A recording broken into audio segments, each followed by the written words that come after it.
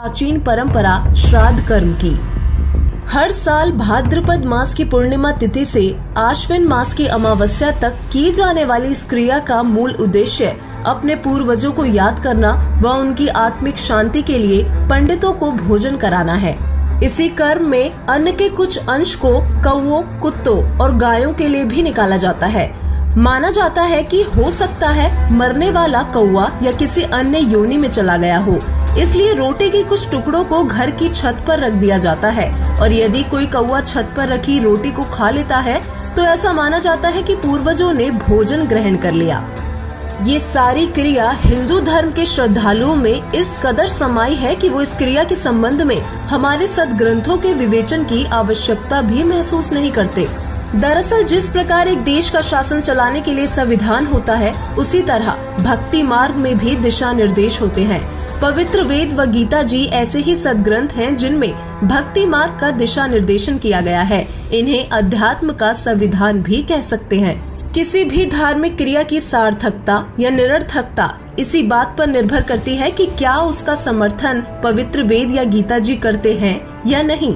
परंतु यहाँ ताज्जुब की बात तो ये है कि जो श्राद्ध क्रिया वर्षों से हमारे समाज में चल रही है, किसी ने उसे सदग्रंथों के पैमाने पर कसने का प्रयास ही नहीं किया। लेकिन अब संत रामपाल जी महाराज जी ने पवित्र वेदों व गीता जी से श्राद्ध क्रिया को तोलकर इसकी निरर्थकता को उजागर किया है। उन्होंने पवित्र गीता जी से सिद्ध किया है कि श्राद्ध कर्म करना भूत योनि में जाने की तैयारी के समान है। श्राद्ध कर्म करना भूत पूजा है, जिसके बारे में गीता जी के अध्याय नंबर 9 के श्लोक नंबर 25 में कहा है, यान्ति देवव्रतः देवान्य पितृत्रिने यान्ति पितव्रतः भूतानि यान्ति भूतेजया मध्याजिनः अपि माम में। अर्थात देवताओं को पूजने वाले देवताओं को प्राप्त होते हैं, पितरों को पूजने वाले पितरों को प्राप्त होते हैं, भूतों को पूजने वाले भूतों को प्राप्त होते हैं और मुझे पूजने वाले मुझे प्राप्त होते हैं। ऐसा ही समर्थन परमात्मा प्राप्त परम संत गरीबदास जी महाराज ने अपनी अमर वाणी में किया है। गरीब भूत रमे सो भूत है, देव रमे सो देव, राम रमे सो राम है, सुनो सकल सुरभेव। पवित्र गीता जी व पवित्र वेद प्रभु का संविधान है, जिसमें केवल एक पूर्ण परमात्मा की पूजा का ही विधान है। अन्य देवताओं, पितरों, भूतों की पूजा करना मना है। पवित्र गीता अध्याय 16 श्लोक 23 से 24 में गीता ज्ञानदाता कहता है कि जो मनुष्य शास्त्र विधि त्याग कर मनमाना आचरण करते हैं, वो ना तो सुख को प्राप्त करते हैं और ना ही परमात्मा को तथा ना ही कोई कार्य सिद्ध करने वाली सिद्धि को ही प्राप्त करते हैं, अर्थात जीवन व्यर्थ कर जाते हैं। इसलिए अर्जुन, तेरे लिए कर्तव्य अर्थात जो साधना के कर्म करने योग्य है तथा अकर्तव्य अर्थात जो साधना के कर्म नहीं करने योग्य है की व्यवस्था में शास्त्र ही प्रमाण है, अन्य साधना वर्जित है। अब यहाँ ये प्रश्न भी उठ सकता है कि यदि हम श्राद्ध ना करें तो हम अपने पूर्वजों के लिए क्या करें। इसका समाधान भी परमेश्वर कबीर जी ने किया है। कबीर जी कहते हैं, भक्ति बीज होवे जो हंसा, तारू तास के एक होतर वंशा। मतलब ये है कि यदि कोई शास्त्र अनुसार सद्भक्ति करता है तो उससे उसकी 101 पीढ़ी पार करने का वचन परमात्मा कबीर जी देते हैं। इस प्रकार यदि हम आज सद्भक्ति करेंगे तो इसके परिणाम स्वरूप हमारे पूर्वज बेशक वो किसी भी योनि में हो, मानव जन्म प्राप्त करेंगे, वह सद्भक्ति ग्रहण करेंगे जिससे उनका मोक्ष होगा।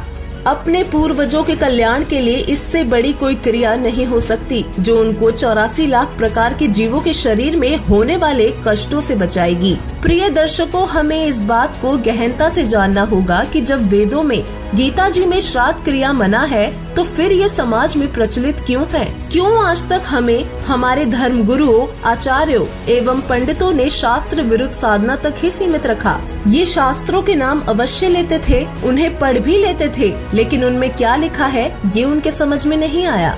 इस बारे में कबीर जी कहते हैं, गुरु बिन काहू न पाया ज्ञाना, ज्यों थोता बुझ छड़े मूड किसाना।